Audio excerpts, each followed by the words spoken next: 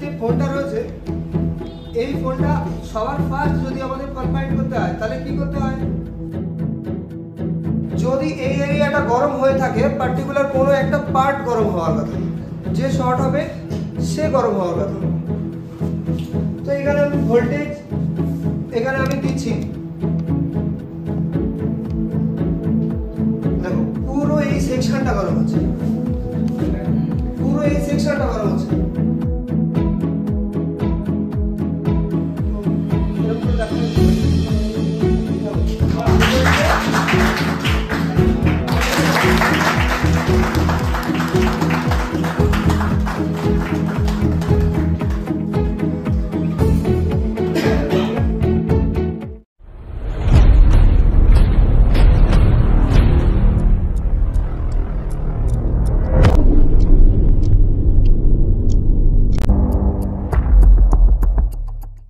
আচ্ছা, তো আমাদের কাছে যে ফোনটা রয়েছে এই ফোনটা সবার ফার্স্ট যদি আমাদের কনফাইন করতে হয় তাহলে কি করতে হয়, পাওয়ার সাপ্লাই দিয়ে চেক করতে হবে। তোমরা মাঝে মাঝে একটু কথা বলবে, ঠিক আছে, উত্তর দেবে প্রশ্ন করলে, কারণ তোমাদের তো ক্লাস হয়েছে তাই না।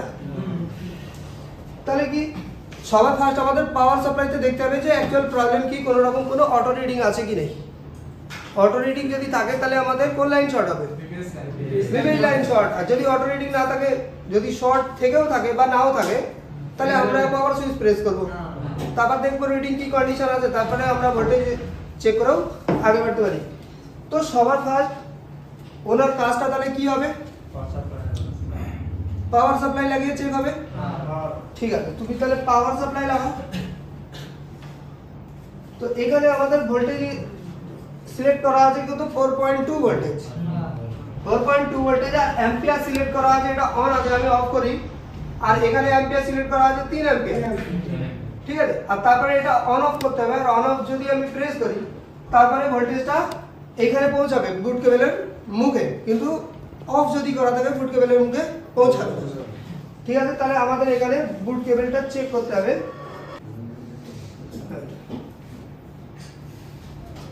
ঠিক আছে, তাহলে সবার ফার্স্ট এখানে বুট কেবল লাগিয়ে দিচ্ছে, দেখা যাক ফোনটা অটো রিডিং এ যাচ্ছে কিনা। যদি অটো রিডিং এ যায় তাহলে তো শর্ট, আর যদি অটো রিডিং এ না যায় তাহলে আগে প্রসেস আমাদের দেখতে হবে, পাওয়ার সুইচ প্রেস করতে হবে। তো বুট কেবল লাগানো হয়ে গেছে। এবার তাহলে আমাদের এটাকে অন করতে হবে, আর অন করে চেক করতে হবে যে কি কন্ডিশন দাঁড়াচ্ছে আবার। তো এটা আমি অন অফ প্রেস করেছি, এ 1500-1600 যাচ্ছে, 14-1500-1600 অটো রিডিং এ যাচ্ছে। পুরো অ্যাম্পিয়ার টেনেছে, পুরো অ্যাম্পিয়ার টানেনি। পুরো অ্যাম্পিয়ার যদি টানতো তাহলে একবারের জন্য ভাবতাম যে হতে পারে বুট কেবল উল্টো লেগে গেছে, 1500 কাছাকাছি চলে যাচ্ছে। তার মানে কি এ অটো অ্যাম্পিয়ার কনজাম্পশন করছে, তার মানে এর শর্টটা কোথায় হবে, প্রাইমারিতে হবে, মানে ভিপিএস লাইনে শর্ট হবে। আবার ডিসি টু ডিসি ব্যাড এফিডি মসফেটের আগেও শর্ট হতে পারে বা পরেও শর্ট হতে পারে, কারণ অনেক বেশি নিচ্ছে, তাই না। তাহলে এখনকার ক্ষেত্রে আমাদের সবার ফার্স্ট কাজ হবে যে এই অ্যাম্পিয়ারটা কনজাম্পশন করছে যেটা, এটা আমাদের মাদারবোর্ড ফোন থেকে খুলে নিতে হবে। আর খুলে নেওয়ার পর চেক করতে হবে যে এখনো অটো অ্যাম্পিয়ারে যাচ্ছে কি যাচ্ছে না। কারণ অনেক সময় কি হয়, ক্যামেরা, প্রক্সিমিটি সেন্সর বা বিটুবি কেবল ফেবেল এটা ওটা লাগবার কারণে কোনো জায়গায় ঠেকে যাচ্ছে বা কিছু হচ্ছে, তার কারণে যেতে পারে। তো সেগুলোও আমাদের এর মধ্যে ধরা পড়বে। আর যদি এর মধ্যে না ধরা পড়ে, শুধু মাদারবোর্ডেও যদি অটো অ্যাম্পিয়ারে যায় তারপরে মাদারবোর্ডের ট্রিটমেন্ট হবে। ক্লিয়ার? তাহলে তুমি এবার মাদারবোর্ড বার করে নাও।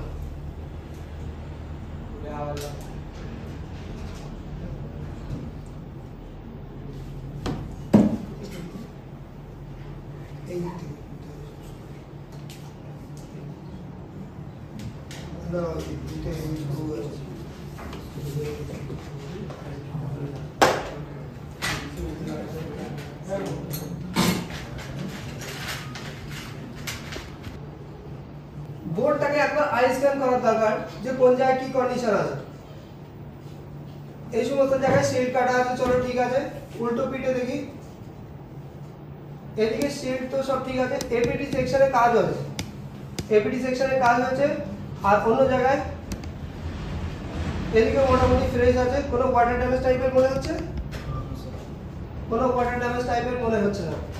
উল্টো পিঠে কোনো ওয়াটার ড্যামেজ টাইপের মনে হচ্ছে কি দেখো?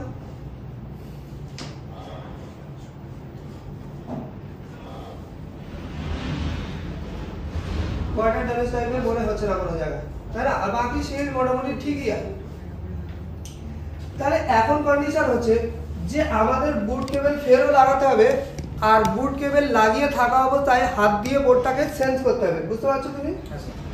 বুট কেবল লাগাতে হবে, আর অটো অ্যাম্পিয়ার কনজাম্পশন হচ্ছে হাত দিয়ে সারা মাদারবোর্ডটাকে সেন্স করতে হবে কোন জায়গায় গরম হচ্ছে, কারণ এ অনেক বেশি অটো অ্যাম্পিয়ারে যাচ্ছে তো গরম হওয়ার চান্সেস বেশি।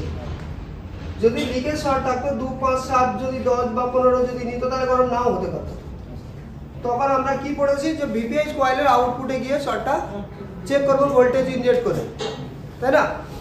তাহলে তুমি বুট কেবল লাগাও ফের।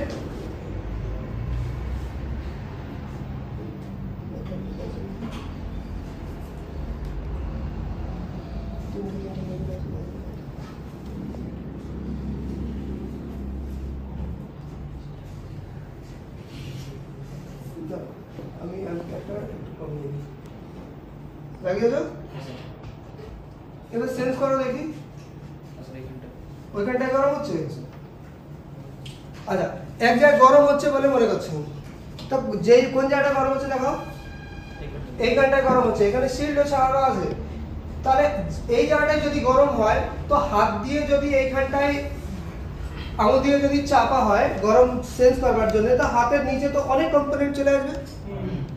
অনেক কম্পোনেন্ট যদি চলে আসে তুমি বুঝবে কি করে কোন কম্পোনেন্টটা শর্ট আছে কোনটা শর্ট নেই, তাই না? তাহলে আমাদের ওইখানটায় এক কাজ করতে হবে যে ওইখানটায় রজনের ধোঁয়া দিতে হবে। এই এরিয়াটার মধ্যে গরম হচ্ছে, তো এই এরিয়াটার মধ্যে যদি গরম হয় তাহলে আমাকে কি করতে হবে, এখানে রজনের ধোঁয়া দিতে হবে। তাহলে রজন এখানে রয়েছে আর এটা চালু আছে, এতে তোমাকে টাচ করে নিতে হবে, আর ধোঁয়াটা যেটা তৈরি হবে সেই ধোঁয়াটা ওইখানে লাগানোর চেষ্টা করতে হবে। হ্যাঁ, ওই এরিয়াটা, যে এরিয়াটা পুরো এরিয়াটাকে ধোঁয়া দিতে হবে। আবার নাও,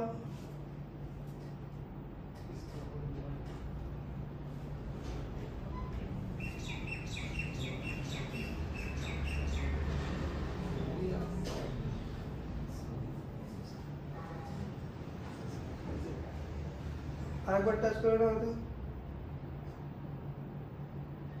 চলো ঠিক আছে। তাহলে ওই জায়গাটা ওরকমই থাকবে যেন এখান থেকে সরে না যায়, আর ফের বুট কেবল তোমাকে লাগাতে হবে। এবার বুট কেবল লাগাতে হবে, লাগিয়ে ধরে রাখতে হবে, নাহলে খুলে যাবে। ওখানটা ধরে রাখো, ঠিক আছে। তো ये যদি এই এরিয়াটা গরম হয়ে থাকে, পার্টিকুলার কোনো একটা পার্ট গরম হওয়ার কথা, যে শর্ট হবে সে গরম হওয়ার কথা। তো এখানে আমি ভোল্টেজ এখানে আমি দিচ্ছি, দেখো পুরো এই সেকশনটা গরম হচ্ছে, পুরো এই সেকশনটা গরম হচ্ছে। এই সেকশনটা দেখে কি মনে হতে পারে, এটা কি সেকশন হতে পারে? লাইট সেকশন হতে পারে, কারণ লাইট সেকশন আমরা কি পড়েছি, লাইট সেকশনে কি কি থাকে?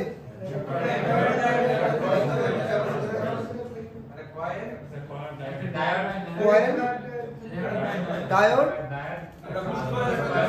বুস্ট কয়েল, ক্যাপাসিটর, আর কি থাকবে? আর একটা লাইট আইসি থাকবে, তাই না? 6 পিনের না তো 9 পিনের বেশিও হতে পারে।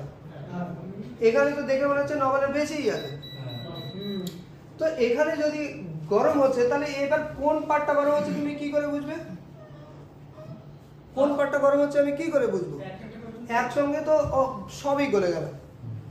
তাহলে আমাকে ফের রজনের ধোঁয়া দিতে হবে। স্যার মোটামুটি একটা করে দিতে হবে, একটা একটা করে, মানে আগে কয়েলটা দিয়ে দেখতে হবে কয়েলটা হয়ে গেল কিনা, তারপর ক্যাপাসিটরটা একবার দিলে ধোঁয়া আরেকবার দিয়ে দিতে হবে, দিয়ে ফের ভোল্টেজ ইনজেক্ট করে ভালো করে ফলো রাখতে হবে যে প্রথমে কোনটা বলছে।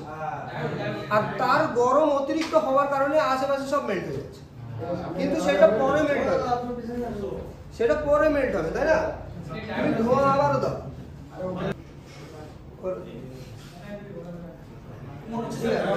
থাক। তুমি ফুড কেবল আবারও লাগাও, কিন্তু সবাই মিলে ফলো রাখতে হবে যে প্রথমে কি করছে, প্রথমে কি মেল্ট হচ্ছে সেটা সবাইকে ফলো রাখতে হবে। আমি চলো একটু লেট যাতে হয় তাহলে আমি অ্যাম্পিয়ার আগে একটু কমিয়ে দিচ্ছি, যাতে একটু লেট হয়ে যেন চালু হয়। ঠিক আছে, রেডি? অ্যাম্পিয়ার কত করলেন স্যার? 1 অ্যাম্পিয়ার করে দিয়েছি। ঠিক আছে, ডায়োড এখানে সঙ্গে সঙ্গে আমি বন্ধ করে দিয়েছি। তাহলে প্রথমে ডায়োড গরম হয়েছে, তো ডায়োডও শর্ট হয়। হ্যাঁ স্যার। এইবার এখানে একটা প্রশ্ন, ডায়োড যদি শর্ট হবে, ডায়োড তো ওখানে সিরিজ লাইনে বসে আছে, চেঞ্জ করে তাহলে বসাতে হবে স্যার। ডায়োডের লাইনের কন্ডিশন কি? ডায়োড তো সিরিজ লাইনে বসে থাকে। তার মানে এখানে যদি বোঝায়, তুমি এবার এদিকে রাখো,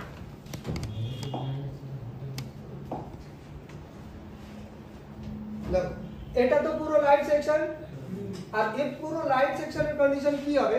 মনে করো ডিসি টু ডিসি ওই পিটে আছে, তাই তো? এখানটায় মনে করো আমাদের DC to DC IC, DC IC, DC IC থেকে ভিপিএইচ পাওয়ার তৈরি হবে, আর এই ভিপিএইচ পাওয়ার আউটপুট হবে কত? 3.7 থেকে 4.2 ভোল্টেজ ভিপিএইচ পাওয়ার। এই ভিপিএইচ পাওয়ার পাওয়ার আইসি তে যায়, লাইট আইসি, গ্রাফিক আইসি, 2 জিপিএস 4 জিপিএস সব জায়গায় যায়, তাই না?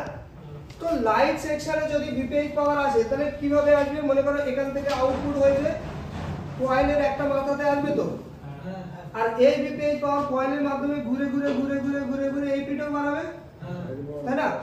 আর এ যদি লাইট আইসি হয়ে থাকে, এ যদি লাইট আইসি হয়ে থাকে, তার যে মাথা ইন হয়েছে এই মাথা থেকে লাইট আইসির মধ্যে ডাইরেক্ট জুড়ে থাকবে, যার নাম কি হবে বলেছি? ভি ইন, মানে voltage in, direct voltage in হচ্ছে। আর কয়েলের মাধ্যমে যেটা আউটপুট যাবে, সেই কয়েলের আউটপুটটা কোথায় যাবে? একটা মাথা যাবে লাইট আইসির ভিতরে, যেটার নাম হবে এলএক্স সুইচিং, আর এই লাইনের সঙ্গে ডায়োডের একটা মাথার সঙ্গে জুড়ে থাকবে।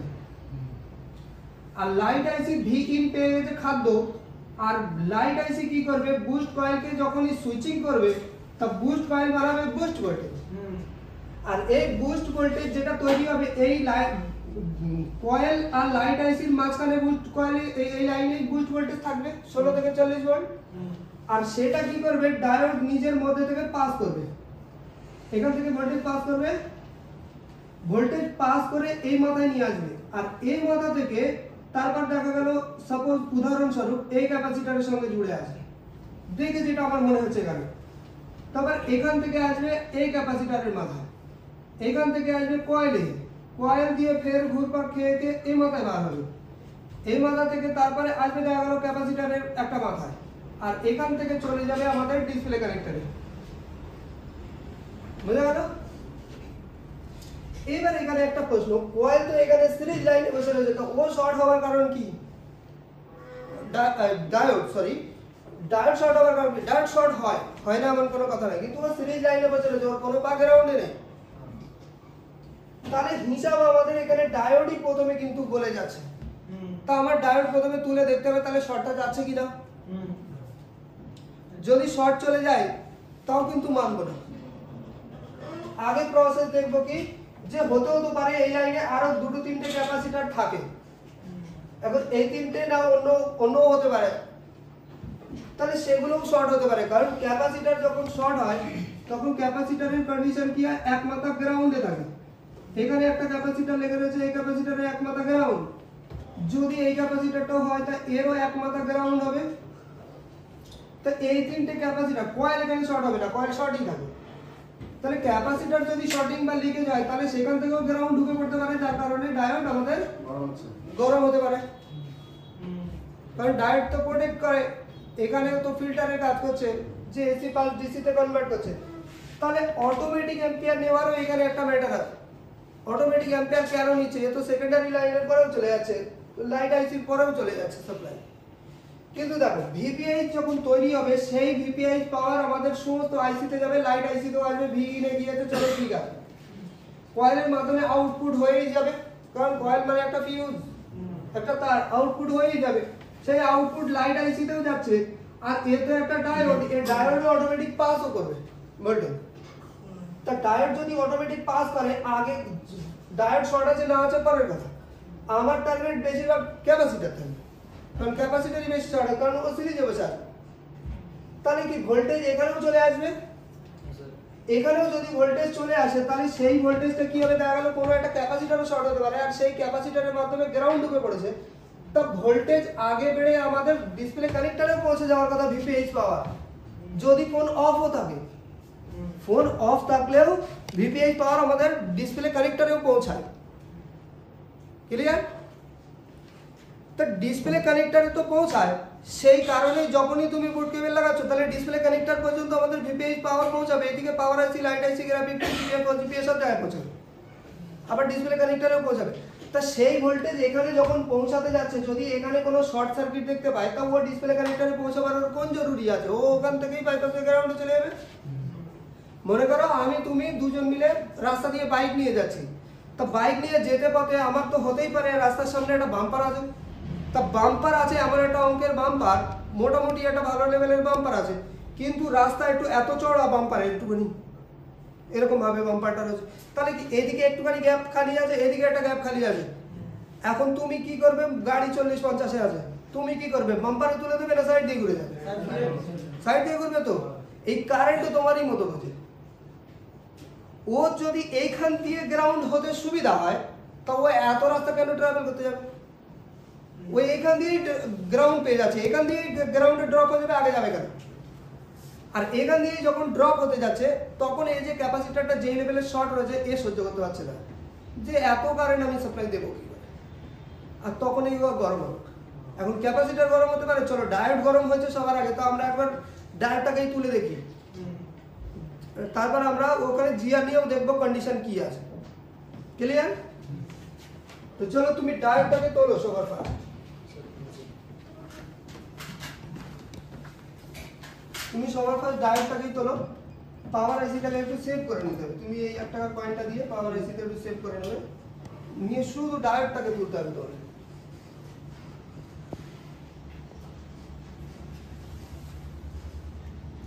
তো এখানে আমি হিট রাখছি 340-এর কাছে, এয়ার আমি 2-তে রাখছি,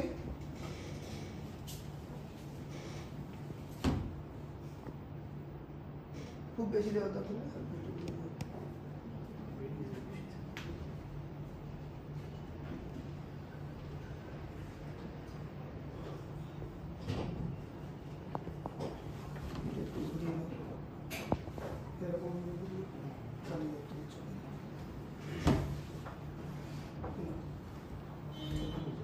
হ্যাঁ,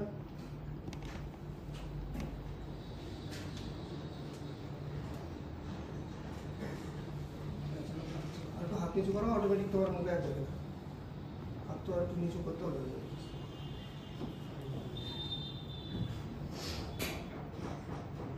শুধু ডালটাকেই তুলতে হবে। এতে পিপিডি লেগে আছে কি, দাঁড়াও, এতে পিপিডি লেগে গেছে বসা, নাহলে অন্যান্য আইসির তলায় চলে গেলে আইসি নিচে শর্ট করে দেবে।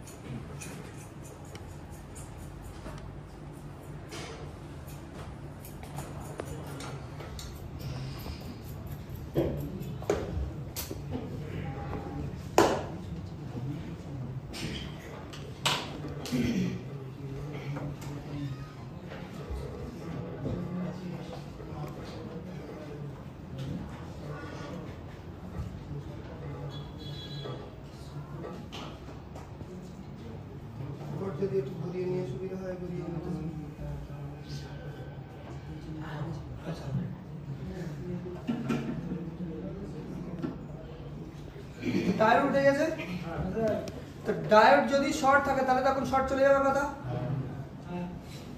ঠিক আছে, ওটা ঠান্ডা হোক।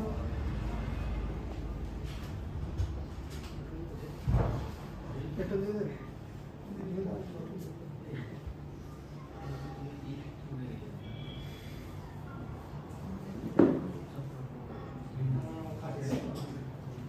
একটু হাতে নিয়ে ফোন দিয়ে দেবে।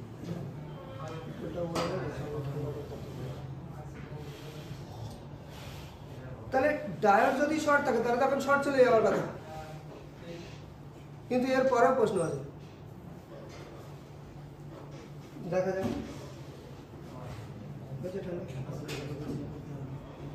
লাগাও তো বুট কেবল ফের লাগাও,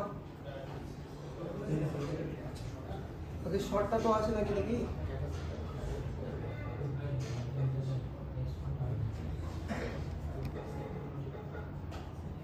বুট কেবল লেগে গেছে, তাহলে এখানে আমি অন অফ প্রেস করছি, 0.5 অ্যাম্পিয়ার কনজিউম করছে। লাগিয়েছো ঠিক করে? 0.4 অ্যাম্পিয়ার কনজিউম করছে, তার মানে এবার হালকা লিকেজ শর্ট টাইপের হয়ে গেছে, তাই না? তো হালকা লিকেজ শর্ট যদি এখন চলে আসে 3 তে নেমেছে, তো তাহলে কি শর্টটা হিসাব মতো চলে গেছে? ম্যাক্সিমাম শর্টটা চলে গেছে, তাই না? আচ্ছা, তাহলে এক কাজ করি, ডায়োডটা চেক করলে ডায়োড হারিয়ে গেছে কি? আচ্ছা ঠিক আছে, তুমি এক কাজ করো, এখানে আরো ট্রেসিং করতে হবে। ডায়োড যখন উঠে চলে গেছে তাহলে তো আমার সেই অ্যানোড লাইনের সেই সাপ্লাইটাই পুরো লাইন কেটে গেছে ডিসপ্লে কানেক্টর পর্যন্ত, কারণ এই ডায়োডই রেকটিফাই করে পাস করবে ক্যাপাসিটর, ফিল্টার যা করবার, স্টোর করবার, তারপরে যাবে ডিসপ্লে কানেক্টর। তো এর মাঝখানে তো আরো কম্পোনেন্ট থাকে, কারণ শর্ট এইদিকে পড়ে আছে কিংবা আমি জানি না, এখন দেখা গেল অন্য ডায়োডে তুমি নিয়ে আসবে, ফের সেই ডায়োড গরম হবে, এরকম তো হতে পারে।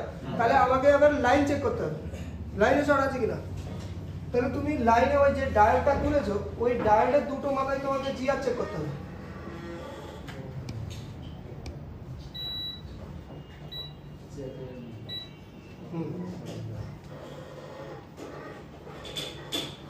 মাল্টিমিটার দেখা যাচ্ছে?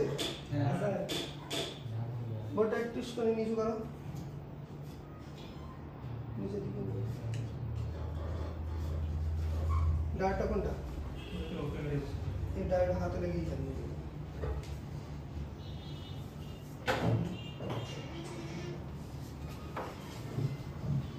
চেক করো কত জিআর আছে? 350 কাছাকাছি জিআর আছে। তো এ জিআর দেখে তো মনে হচ্ছে হেলদি, এখন জিআর ভেরিফাই হওয়ারও তো একটা ব্যাপার আছে। রিভার্স বায়াস, ফরওয়ার্ড বায়াসে একবার চেক করো দেখি, হেলদি থাকলে তো বেশি ডিসটেন্স দেখাবে। 1300 আছে, তার মানে এই লাইন হেলদি আছে। फिर रिवर्स बायस से ए दिखे पिनটাকে চেক করতে হবে।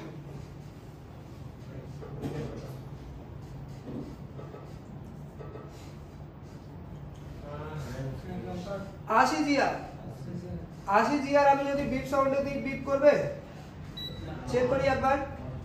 বিপ সাউন্ডে দিয়েছি কিন্তু 80 জিআর কিন্তু বিপ করছে না, তার মানে হেলদি ধরবো। তাহলে রিভার্স বায়াস চেক করবো 80 জিআর। 80 জিআর তো কিন্তু আমার তো মোটামুটি 350 কাছাকাছি নয়, তাহলে আমি একবার একে চেক করবো ফরওয়ার্ড বায়াস।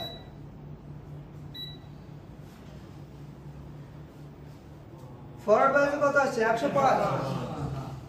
80 আর 105 তো মোটামুটি কাছাকাছি, ওখানে কি সুন্দর 450 আর 1000-এর উপরে ছিল 1300, আর এখানে 80 আর 105 কাছাকাছি হয়ে গেছে। তার মানে এখনো এই লাইনটা মনে হচ্ছে যে শর্ট আছে, তাই না? এবার মনে করো যে একটু তো ডিসটেন্স আছে, তা একটু ডিসটেন্স যদি থাকে তাহলে এবার এই জিআরটাকে তুমি কি করে ভেরিফাই করবে? এই যে জিআরটা যা ডিসটেন্স আছে, এ মনে করছি যে আমি লিকেজ না, বিপ সাউন্ড দিচ্ছে না, তাহলে এখন আমার এই জিআরটাকে ভেরিফাই আমি কিভাবে করব? তাহলে এখানে ভোল্টেজ ইনজেক্ট করতে হবে। तो ये लाइट सेक्शन এখানে ভোল্টেজ কত থাকে ম্যাক্সিমাম? লাইট সেকশনে মানে 16 থেকে 40 এর পুশ পাওয়ার পরে আসে, কিন্তু নরমাল কত থাকে? বিপিএইচ পাওয়ার 3.7 তাহলে এখানে 4.2 ভোল্টেজ আছে, তাহলে ওই লাইনে আমি 4.2 ভোল্টেজ ইনজেক্ট করলে আমার কোনো সমস্যা হবে না। সমস্যা হবে না। তাহলে এক কাজ করো, যে দিকে লিকেজ কন্ডিশন মনে হচ্ছে এই দিকটায় ভোল্টেজ ইনজেক্ট করে দেখতে হবে যে কোনো রকম কোনো অ্যাম্পিয়ার কনজাম্পশন হচ্ছে কিনা। তো ভোল্টেজ ইনজেক্ট করতে গেলে পাওয়ার সাপ্লাই এর ব্ল্যাক প্রপ ব্ল্যাকে লাগিয়ে দিতে হবে, রেড প্রপ রেডে।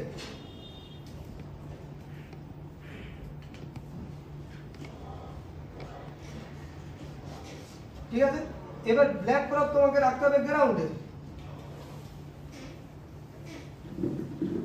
ব্ল্যাক প্রপ এক সেকেন্ড কেন, ব্ল্যাক প্রপ রাখতে হবে গ্রাউন্ডে, আর রেড প্রপ রাখবে কোথায়, জিআর ভেরিফাই করবার জন্য, যেখানটায় আমাদের সন্দেহ অন্য কোনো কম্পোনেন্টে যেন টাচ না হয়। ঠিক আছে, এখানে মাল্টিমিটার আমি বন্ধ করে দিচ্ছি। ঠিক আছে, এবার আমি এখানে প্রেস করছি অন অফ। এখন অটো এম্পে নিচ্ছে, তাহলে এদিকে তো এখন শর্ট, তাহলে ওই ওপরের পয়েন্টটা তুমি একবার টাচ করো। হ্যাঁ, তো এখানে কত 3-4 লিকেজ শর্ট আছে, 3-4 লিকেজ শর্ট। তো ও তো ব্যাটারি কানেক্টর থেকে দেখাচ্ছিল, এই শর্ট সার্কিট হওয়ার জন্যই হতে পারে ওই লাইনে কোনো ডিস্টার্ব হয়ে গেছে, এর জন্য আবার আলাদা মেহনত করতে হবে। মেন শর্টটা এখানে গিয়ে ধরা পড়ছে, তাহলে এই দিকে আছে শর্ট, ওই দিকে না, এখান থেকে লাইন কেটে গেছে ডাইরেক্টটা তোলার পর। তাহলে তুমি এই পিটায় আরেকবার ভোল্টেজ ইনজেক্ট, আচ্ছা ছাড়ো ওই দিকটা দেখা হয়ে গেছে। আচ্ছা আরেকবার টাচ করে দেখি এই শর্টটা 4% শর্টটা কেটে গেছে কিনা। 2 এসে দাঁড়িয়েছে, চলো ঠিক আছে, তুলে নাও, প্রপ তুলে নাও। তাহলে জিআর কিভাবে ভেরিফাই হলো বুঝতে পারলে। এদিকে কিন্তু জিআর 105 80 আর ফরওয়ার্ড বায়াসে 105, আর এটা দেখে মনে হচ্ছে লিকেজ, কিন্তু হালকা ডিসটেন্স আছে। তাহলে ওই লাইনে ভোল্টেজ দিয়েও আমি জিআরটাকে ভেরিফাই করছি যে ভোল্টেজটা যদি কনজিউম করে তাহলে ওতে যা জিআর দেখাচ্ছে, যা ডিসটেন্স আছে ও লিকেজ আছে বা শর্টিং আছে। বুঝে গেল? তার মানে জিআর চেক কত রকম ভাবে হলো, রিভার্স বায়াস ফরওয়ার্ড বায়াস হলো, আর সঙ্গে ভোল্টেজ মোডেও হলো। এই লাইনে না, এটা কোনো আচ্ছা চলো ঠিক আছে। এবার তাহলে তুমি এক কাজ করো, এই জায়গাটা ফের তুমি রজনে ধোঁয়া দাও।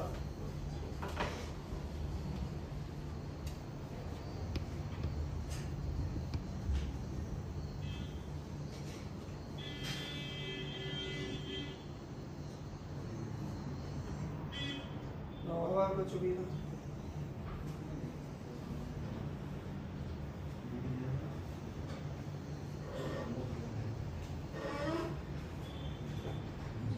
নিচের দিকে যে ক্যাপাসিটর গুলো রয়েছে, এর নিচের দিকে দুটো ডায়োড আছে।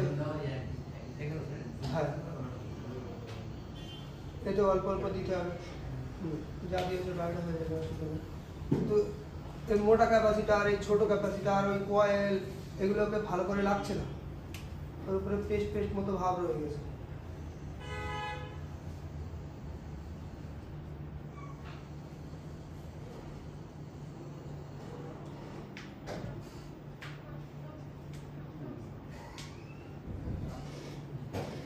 দেখেছো, সবার সন্দেহ ছিল কি ডায়োড শর্ট হতে পারে, কিন্তু ডায়োড তোলার পর এখনো শর্ট যায়নি। ঠিক আছে, যা হয়েছে যথেষ্ট হয়েছে, রাখো। এবার দেখা যাক আইসি গরম হয় কি কি গরম হয়। ফের তুমি পাওয়ার সাপ্লাই এতে লাগিয়ে দাও, কারণ এবার যে লাইনটা শর্টিং আমাদের মনে হচ্ছে সেই লাইনে ফের ভোল্টেজ ইনজেক্ট করে দেবে যে এবার কিছু গরম হয় কিনা। কারণ এর ডায়োডের আউটপুটে চলে এসেছে, এখন তো আইসির দিকে নেই আর বুস্ট কয়েলের সাথেও এর সাথে কোনো কানেকশন নেই, যে লাইন শর্ট দেখাচ্ছে। তবে আইসিও গরম হওয়ার কথা না, বুস্ট কয়েলও গরম হওয়ার কথা না। হ্যাঁ হ্যাঁ,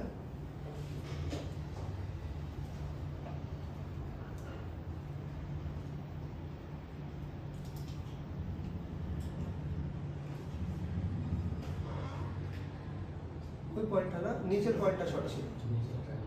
হ্যাঁ, ভালো করে ফলো রাখবে।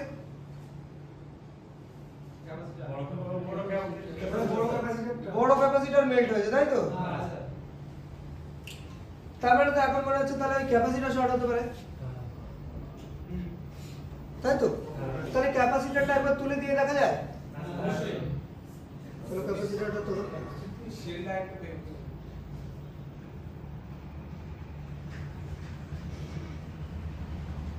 ক্যাপাসিটরের দুই সাইডে মেল্ট করে দাও।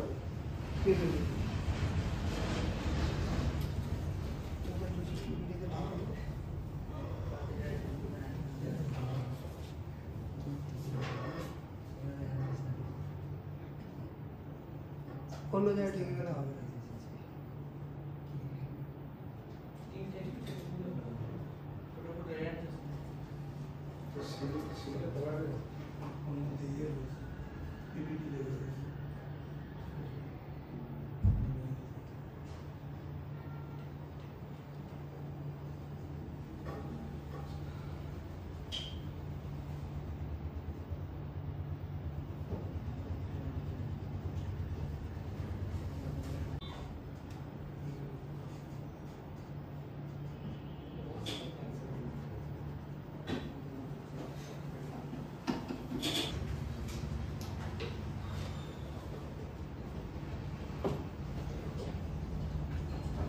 করে দিয়ে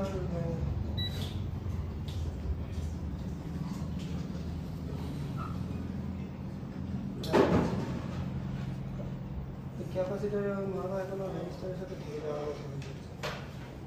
আর একটু বোর্ড আর একটু উঁচু তোলো। আর কি দেখো যেখানটায় 80 জিআর দেখাচ্ছিল ওইখানটায় চেক করতে হবে। তাহলে এবার তো এখানে কি আসছে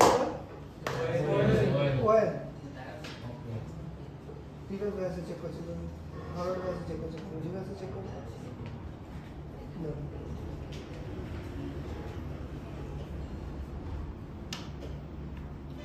কত জিআর এসছে 666 তো 600 650 কাছাকাছি জিআর তাই তো 650 তার মানে এবার তো মনে হয় না যে এদিকে আর শর্ট আছে। ফরওয়ার্ড বায়াসে চেক করছিল তো প্রথমেই ফরওয়ার্ড বায়াসেই চেক করে ফেলছিল। রেড প্রপ তো আগে গ্রাউন্ডে রাখতে হয়, রিভার্সে চেক করতে হয়, কিন্তু ফরওয়ার্ডে চেক করেছিল তার মানে এসেছিল কত ওয়েল ওয়েল মানেও ভালো ঠিক আছে, কিন্তু কানেক্টিভিটিও আছে ঠিক আছে। এখন হাত নাড়া পড়ছে সেই কারণে তার মানে এই লাইনের শর্ট এখন কেটে গেছে। তো শর্ট যদি কেটে যায় এটা তো লাইট সেকশন, তো লাইট সেকশনে যদি কোনো ক্যাপাসিটার উঠে চলে যায় ক্যাপাসিটার কতটা গুরুত্বপূর্ণ ফিডিং করতে হবে ক্যাপাসিটার।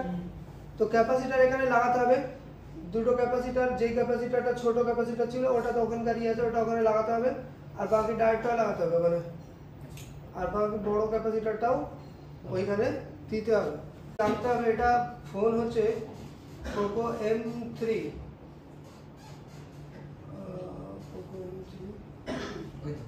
पोको M3 स्काईमेटिक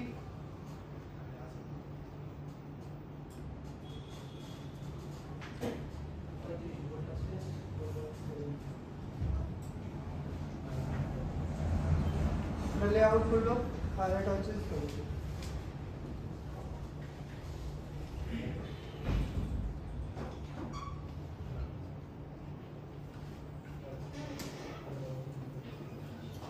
ঠিক আছে। তো লেআউটে যাই, লেআউটে গিয়ে সেই অংশটা কোনটা এই জায়গাটা, তো এই ক্যাপাসিটরটা আমাদের ডিস্টার্ব আছে তাই তো টায়ার লাগাচ্ছো কি তাহলে এই ক্যাপাসিটরটার আমাদের ডিটেইল জানতে হবে।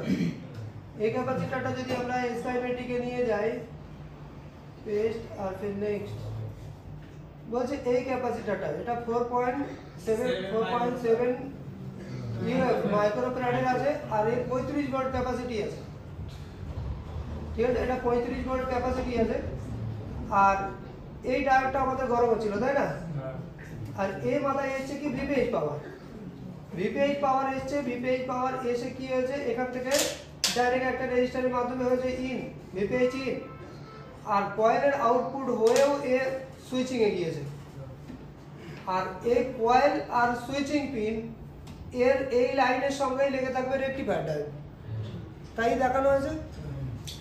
রেকটিফায়ার ডায়োড যা আউটপুট দেবে তার আবার এখানে ভোল্ট আউটের ফিডব্যাক নেবে সঠিক ভোল্ট আউট হচ্ছে কিনা। ওই জন্য এই ডায়োডের দুই মাথা যে মাথায় আমাদের শর্ট ছিল এই মাথায় তো আমাদের এই ক্যাপাসিটরটা শর্ট বেরিয়েছে, কিন্তু এই মাথায় কিন্তু লাইট আইসিও শর্ট হতে পারত। আর এই মাথায় কিন্তু জিআর পাওয়ার কথা নয়, যেহেতু লাইট আইসি C3 নাম্বার পিনের সঙ্গে জুড়ে আছে সেই জন্য জিআর পাচ্ছি, ঠিক আছে। কারণ এই লাইন চলে গেছে কোথায়, দুটো রেজিস্টার দুটো ক্যাপাসিটর আছে, আর এই এলসিডি অ্যানোড লাইন চলে গেছে আমাদের ডিসপ্লে কানেক্টরে, আর কানেক্টরের কোনো জিআর হয় না, তাই না। আর লাইনে লেগে রয়েছে ক্যাপাসিটর, ক্যাপাসিটরও জিআর দেখায় না, সেই কারণে এই লাইনে জিআর আসার কথা নয় ডায়োডের এক মুখে, কিন্তু তবুও জিআর দেখিয়েছে। কার জিআর দেখিয়েছে? লাইট আইসি জিআর দেখিয়েছে, তাই না। তাহলে ডায়োডটা আর ক্যাপাসিটরটা আমাদের বসাতে হবে। আর এটা 35 ভোল্ট ক্যাপাসিটি, আর যেটা হচ্ছে আমাদের 4.7 মাইক্রোফ্যারাডের ক্যাপাসিটর। তো এটা আমাদের কাছে ফোন আছে Redmi 8 এ, তো Redmi 8 এ ফোনে দেখা যাক এই ক্যাপাসিটরটা পাওয়া যায় কিনা ওই সাইজ মতো, আর ফের আমাদের ফ্যারাড ম্যাচ হচ্ছে কিনা আর ভোল্টেজ ম্যাচ হচ্ছে কিনা। তো Redmi 8 এ চলো 8 এর মধ্যে আমি চলে আসছি, স্কিমেটিক সার্ভিস ম্যানুয়াল, লেআউট,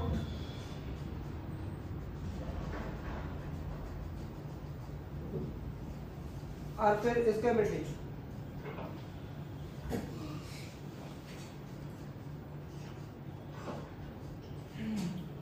লেআউটে চলে আসি, লেআউটে এসে এর লাইট সেকশন কোথায় আছে সেটা তো বুঝতে পারছি না।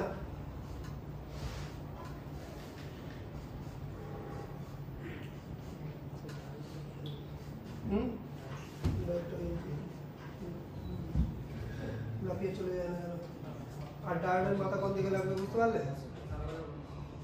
ডায়োডের দাগ পিকটা যেদিকে একটু ভাঙা টাইপের আছে ওইটা লাগবে তোমার, যেদিকে শর্ট আছে ভাঙা টাইপের দিকটা শর্টের দিকে আসবে, যেদিকে শর্ট ছিল ওটা এখানে লাগিয়ে নাও। তো লাইট সেকশন এখানে যদি আমি হার্ডওয়্যার সলিউশনে গেলে বুঝতে পারবো, যেমন দেখো এখানে একটা ডায়োড আছে, একটা কয়েল আছে, এখানে একটা ছোট আইসিও আছে, তাহলে এটাও হতে পারে, আর রেজিস্টার ক্যাপাসিটর আছে। তো এখানে আমি ডায়োডটাকেও কপি করতে পারি, ডায়োডই বার হবে তাহলে আমাদের স্কিমেটিকে। তো Redmi 8 এখানে আমি চলে আসি, পেস্ট আর ফির নেক্সট। তাহলে এই যে সেই বেরিয়েছে, আর এটা কি বলছে ব্যাকলাইট এলসিডি, এখানেও সেই ভিপিএইচ পাওয়ার আসছে লাইট আইসিতে ইন হয়েছে, আর এখান থেকে হচ্ছে সুইচিং। আর এই যে boost coil 10 micro henry boost coil, আর এখানে লেগে রয়েছে ডায়োড, আর ডায়োডের এখানে দিয়েছে ওবিপি। আর ফের আগে বেড়ে আমাদের এই যে প্রথম ক্যাপাসিটার 1814, এই প্রথম ক্যাপাসিটার এটা আমাদের 35 ভোল্ট ক্যাপাসিটি वाला ক্যাপাসিটার আছে, কিন্তু ফ্যারাড এখানে ম্যাচ করে, ফ্যারাড এখানে কম আছে, আর কিন্তু 35 ভোল্ট স্টোরেজ আছে, তাই না। তবুও আমি এটা একবার লাগিয়েও যদি চাই দেখতেও পারি, কিন্তু প্রপার ম্যাচ হয়নি, তাই না। তাহলে এই ক্যাপাসিটরটা ওখানে জায়গা মতো বসবে কিনা তাও তো একটা ব্যাপার, তাই না। তো অরিজিনাল বোর্ডে আমি যদি এখানে দেখতে চাই,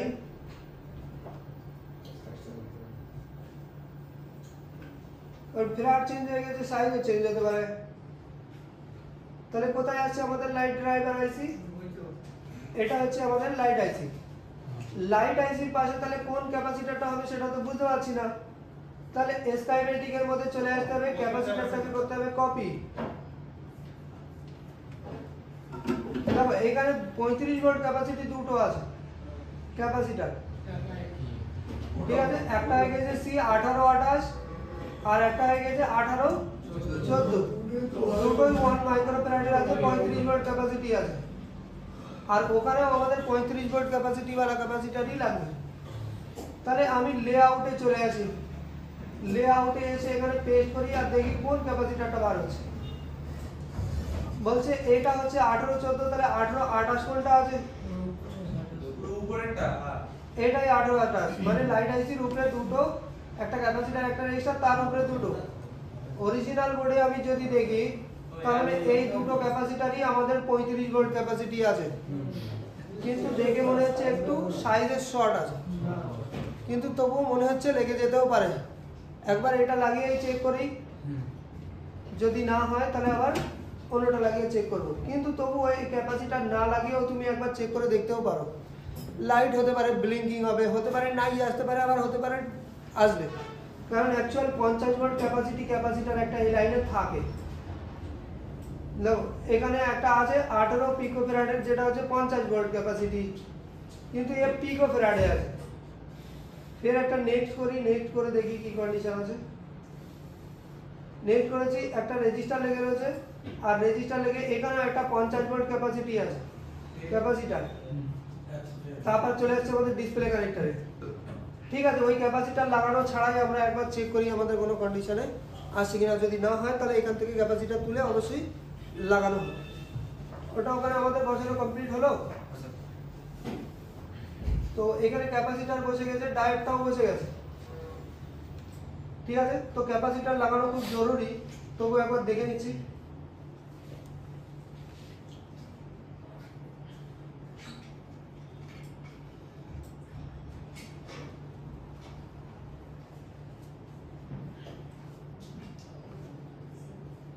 ঠান্ডা হয়েছে?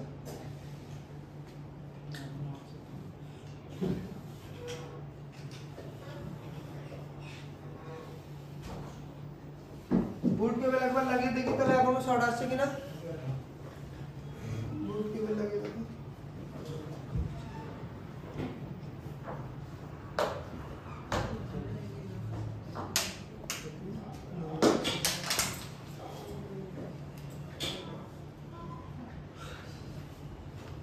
লাগিয়েছো? ওই 4% শর্ট আসছে। ঠিক আছে, 4% 3% বোর্ড ঠান্ডা হলে হয়তো আরেকটু কমবে, কিন্তু এটা একটা অটো এম্পিয়ার, এটা একটা শর্ট, কিন্তু আর এই শর্ট খুঁজতে একটু সময় লাগে, এর প্রসেস আলাদা আছে। মাঝে মাঝে 2তেও চলে আসছে, মানে বোর্ড ঠান্ডা হচ্ছে আর 2তে আসছে। ঠিক আছে, অনেক সময় দেখা যায় কি এই 1-2 শর্টের জন্য ফোন অন হয় না, আবার অনেক সময় দেখা যায় এই 1-2 শর্ট থাকলেও অন হয় ফোন। তাহলে একবার আমরা নর্মালি ফোনটা চেক করে দেখি কি হয়। ঠিক আছে, তো তুমি চেক যদি করতে হয় তাহলে এক কাজ করো, খুলে দাও এটা, ফোনে লাগাও, লাগিয়ে দেখো কি কন্ডিশনে আসছে।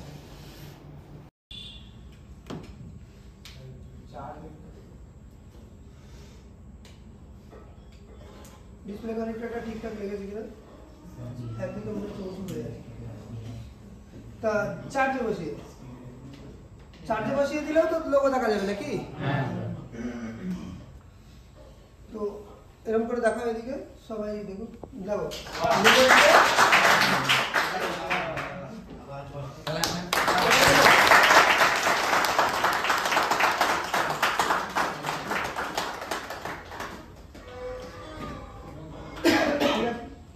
তাহলে এবার ফোনটা এবার অন করে দেখা যায়। পার্সেন্টেজই শো করেনি, তার মানে ব্যাটারিতে মনে হয় চার্জ একটু কম আছে, পার্সেন্টেজ শো করেনি। তো কিছুক্ষণ চার্জে বসিয়ে রাখতে হবে, তারপর দেখা যাবে কন্ডিশনটা কি দাঁড়ায়।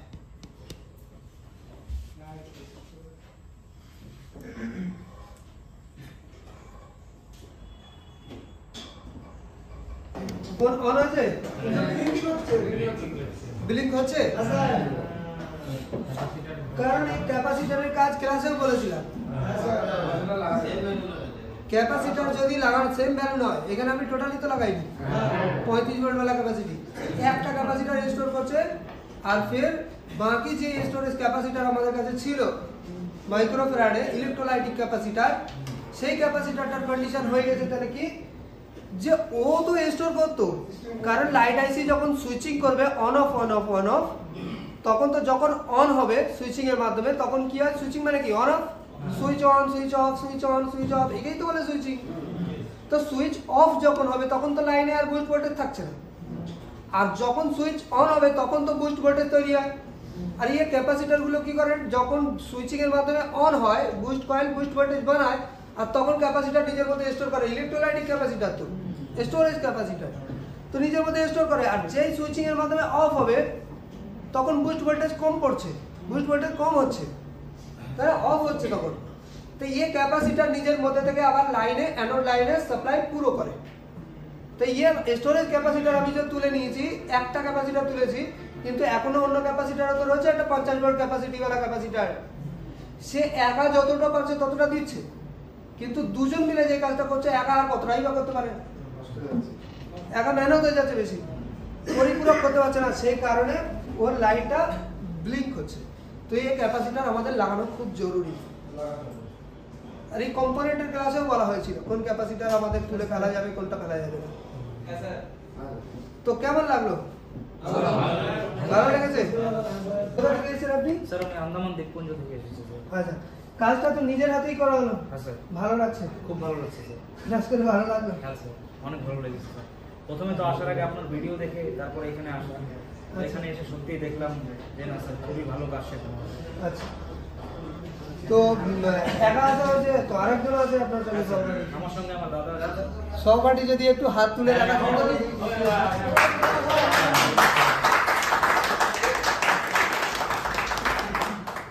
ঠিক আছে।